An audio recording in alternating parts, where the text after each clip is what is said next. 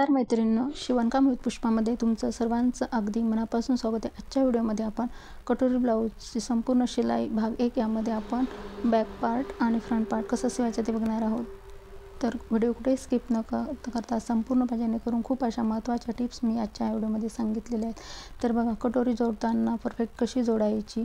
जर तुमची कटोरी जोडताना कमी पडत असेल तर बघा, कटिंग करताना काय करायचं आहे, तर अशा पद्धतीने चेक करून बघा। अशा पद्धतीने जर तुमचा कटोरी कमी पडत असेल तर ज्यावेळेस आपण कटिंग करत असतो आपला ब्लाऊज त्यावेळेस बॉडी पार्ट असा मोजून घ्यायचा आहे, म्हणजे तो साईड पार्ट, आणि साईड पार्टपेक्षा आपली ही कटोरी वाढवताना अर्धा इंच ही नेहमी जास्त वाढवायची। ही महत्त्वपूर्ण टिप्स आहे, लक्षात ठेवा। त्यामुळे तुमची कटोरी अगदी परफेक्ट अशी बसणार आहे, कुठेही कमी पडणार नाही। कारण कटोरी जर कमी पडली तर आपल्याला आपली कटोरी वरती छातीमध्ये जाते आणि ब्लाऊजला फिनिशिंग अगदी व्यवस्थित येत नाही, कटोरी छातीवरच योगपट्टी चढते। तर अशा पद्धतीने इथे आपण कटोरीचा बघा, आडवा टक्स आपण 1.5 इंचाचा घेणार आहे आणि उभा टक्स आपण इथे 2.25 इंचाचा घेतलेला आहे, कारण ही 36 साईजचं माप आहे। तर परफेक्ट या पद्धतीने टक्स घेतला तर अजिबात तुमची कटोरी जास्त होणार नाही, कमी पण पडणार नाही। आणि कटोरीचा टक्स बघा, ज्यावेळेस हे एक्स्ट्राचा कटोरी घेतलेला जो आपला आहे तो टक्स कसा दुमडायचा, त्यामुळे आपल्या ब्लाऊजला अगदी परफेक्ट फिनिशिंग आहे। कटोरीचा हा टक्स आहे बघा, दोन्ही साईडला सारखा दुमडायचा आहे, त्यामुळे आपल्या ब्लाऊजचं फिनिशिंगसुद्धा खूप छान येतो। आणि दोन्ही साईडला अशा पद्धतीने जर हा टक्स दुमडला तर आपल्या कटोरीला दोन्ही साईडला सपोर्ट म्हणजे सारखं बॅलन्स राहतो आणि आपली कटोरी चपटी पडत नाही। या खूप साऱ्या अशा टिप्स आहेत ह्या कटोरी ब्लाऊज शिवताना, ह्या तुम्ही लक्षात घेतल्या पाहिजेत आणि त्यामुळेच आपल्या ब्लाऊजला खूप छान असं फिनिशिंग येत असतं।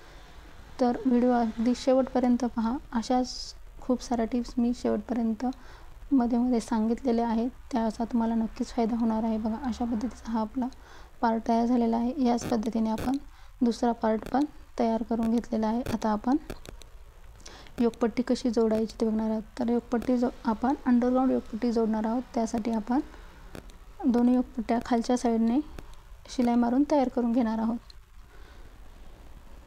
तर बघा, शिलाई मारताना आधी आपण 1/2 इंच दोन्ही योगपट्टीला आपण रेषा मारून घ्यायच्या, जेणेकरून आपलं जर ब्लाऊजला छान फिनिशिंग हवं असेल तर या छोट्या छोट्या गोष्टी तुम्ही लक्षात घ्या आणि तुम्ही सुद्धा करा। कारण नवीन शिकत असाल तर आपली शिलाई वेडीवाकडी येत असते, त्यामुळे जर या पद्धतीची ही ट्रिक म्हणजे मार्किंग करून जर तुम्ही शिलाई दिली ना तर तुमच्या ब्लाऊजला अगदी परफेक्ट फिनिशिंग येणार आहे। तर बघा, आता वरून दाब टिप देऊन घ्यायची आहे। आता इथे दोन्ही योगपट्ट्यांना आपण वेगळ्या करून घ्यायच्या आहेत, दाबटीप देऊन घेतल्या इथे घ्यायची आहे। बघा, आता अशा पद्धतीने दाबटीप। तर कटोरी ब्लाऊज शिवताना ह्या छोट्या छोट्या गोष्टींकडे लक्ष दिलं पाहिजे। आपल्या ब्लाऊजचं एकदम फिनिशिंगमध्ये जर शिवायचं असेल तर ह्या गोष्टी तुम्ही व्यवस्थित केल्या पाहिजेत। बघा, आता एक्स्ट्राचं कापड आपण कटिंग करून घेऊयात। तर इथे एक्स्ट्राचं कापड कटिंग करून घेतलेलं आहे। आता आपण योगपट्टी जोडायची आहे। तर आपल्याला अंडरग्राऊंड योगपट्टी परफेक्ट कशी जोडायची, तर बघा, त्यामुळेच आपल्या ब्लाऊजला खूप छान असं फिनिशिंग येत असतं। कारण खूप सारे असे ब्लाऊज आहेत की त्यांचे धागे दोरे निघतात आणि मग आतल्या साईडने ब्लाऊज अजिबात चांगला वाटत नाही, म्हणजे बघितल्यानंतर खूप असं त्याचं हे चांगलंच वाटत नसतं धागे दोरे निघाल्यामुळे। आणि तर बघा, अशा अंडरग्राऊंड पट्टी जोडायची आहे। तर बघा, अशी आपली सरळ आधी योगपट्टी लावून बघायची आहे आपली बरोबर आहे का, आणि नंतर अशी उलटी करून जे आपलं मेन फॅब्रिक आहे ते आधी आपण जोडून घ्यायचं आहे। बघा, अर्धा इंचाचं मार्जिन ठेवून आपण आपल्या त्या बॉडी पार्ट आणि कटोरीचा जो पार्ट आपण शिवून घेतलेला आहे त्याला ही योगपट्टी अशा पद्धतीने अटॅच करून घ्यायची आहे। फक्त आपलं जे मेन फॅब्रिक आता बघा, आता काय करायचं आहे बघा, आता ही इथे ट्रिक बघा, अंडरग्राऊंड योगपट्टी जोडण्याची वरच्या साईडने आपण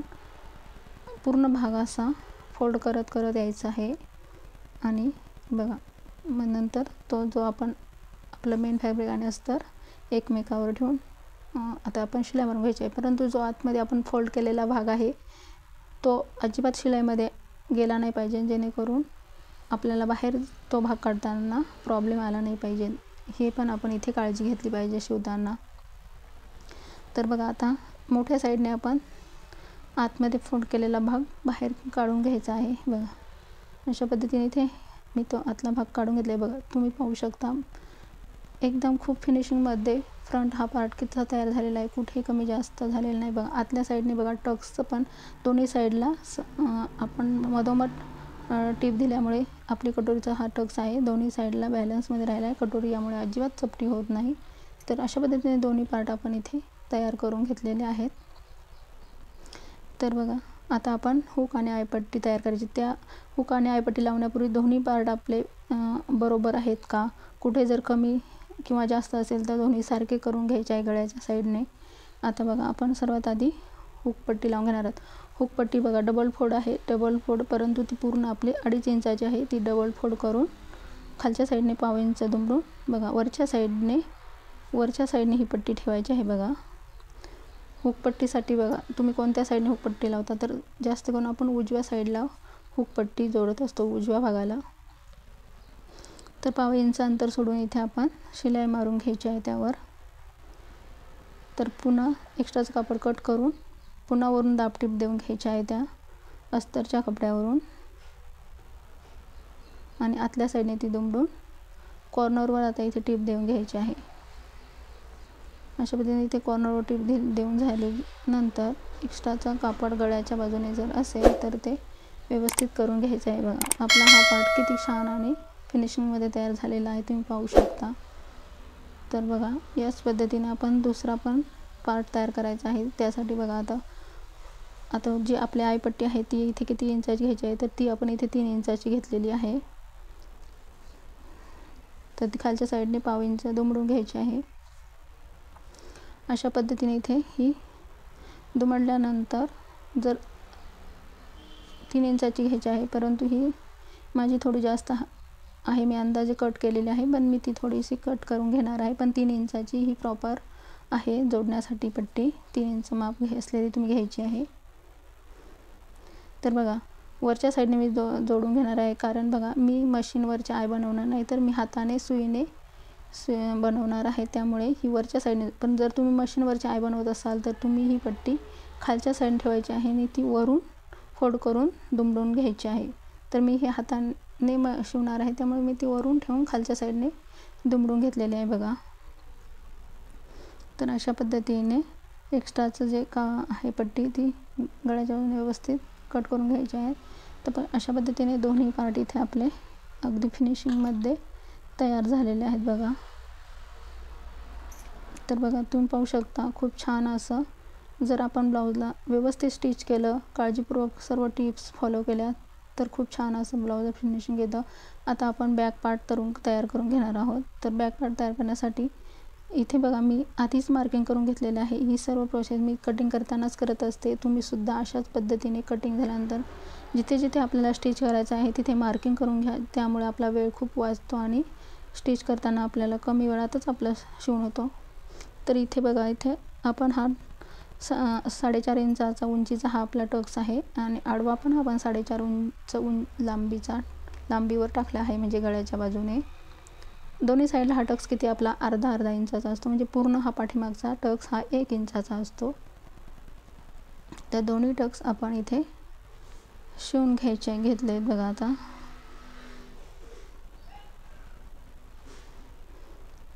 तर अशा पद्धतीने दोन्ही टक्स शिवून झाल्यानंतर आपण आता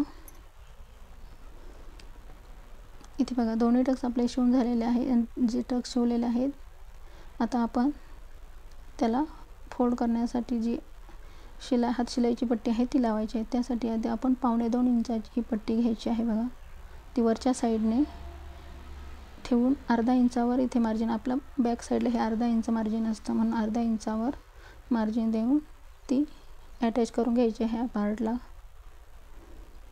तर बघा अशाच पद्धतीच्या खूप साऱ्या टिप्स मी म्हणजे शिवताना इथे ब्लाऊज शिवताना सांगितलेल्या आहेत. तर तुम्ही व्यवस्थित जर हा व्हिडिओ बघितला, शेवटपर्यंत बघितला, तर तुम्हाला कटोरी ब्लाऊज शिवण्यासाठी दुसरा व्हिडिओ बघावाच लागणार नाही. कारण बारकाईने जर तुम्ही बघितलं तर आणि खूप छान पद्धतीने मी ते सांगितलेलं आहे. छोट्या छोट्या गोष्टी कुठे म्हणजे कशा पद्धतीने आपण ब्लाऊज शिवला पाहिजे. तर बघा आता टक्सच्या माझ्या दोन्ही बाजू बघा आतल्या बाजूला हे करायच्या आहेत, नाहीतर तुम्ही जशा बाहेरच्या बाजूला त्यांची हे आले पाहिजेत. तर आता ही पट्टी वरून दाब टीप देऊन घ्यायची आहे बघा. जी आपला अस्तरची जी पट्टी आहे त्यावर दाब टीप देऊन घ्यायची आहे. त्यामुळे काय होतं, फोल्ड करताना खूप सोपं जातं आपल्याला ही पट्टी. तर बघा इथे ही पट्टी आता दाब टीप दिली. आता खालच्या साईडने पुन्हा अर्धा इंच दुमडायची आहे. तुम्ही डायरेक्ट अर्धा इंच दुमडून डायरेक्ट पुन्हा दुमडून शिलाई मारू शकता, परंतु नवीन जेव्हा शिकत असतो तेव्हा एवढं सर्व गोष्ट सोप्या पद्धतीने आपल्याला जमत नाही, म्हणून मी ही पद्धत नवीन शिकणाऱ्यांसाठी खूप महत्त्वाची आहे. अशा पद्धतीने तुम्ही जर ब्लाऊज शिवला ना तर ब्लाऊजला खूप छान असं फिनिशिंग येतं. तर बघा आता ही पट्टी आता पुन्हा आपण दुमडून घ्यायची आहे आणि त्यावर आपण 5 नंबर शिलाई द्यायची आहे. नंतर आपण त्याला काय करणार आहोत, हात शिलाई मारणार आहोत. तर डायरेक्ट आता ही पट्टी बघा दुमडून घ्यायची आहे. 5 नंबर शिलाई मारायची आहे डायरेक्ट त्यावर, कारण तिथे हात शिलाई मारायची आहे आपल्याला.